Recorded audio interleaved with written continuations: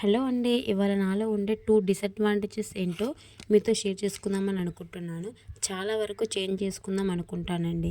కానీ అస్సలు చేంజ్ అవ్వట్లేదు. ఫస్ట్ అయితే ఓవర్ థింకింగ్ ప్రతిసారి ఎక్కువగా ఆలోచిస్తాను. వాళ్ళేమనుకుంటారు, వీళ్ళేమనుకుంటారు అని. అండ్ ఈ లైఫ్ ఏమైపోతుందో అనేసి ఎక్కువగా ఆలోచిస్తానండి. ఈ ఓవర్ థింకింగ్ ఎలా తగ్గించుకుంటాను కానీ తెలియదు.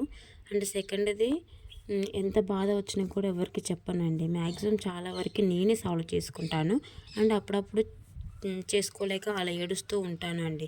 నాకు తెలిసి ప్రతి ఒక్క అమ్మాయి ఇలాగే ఉంటదనుకుంటా.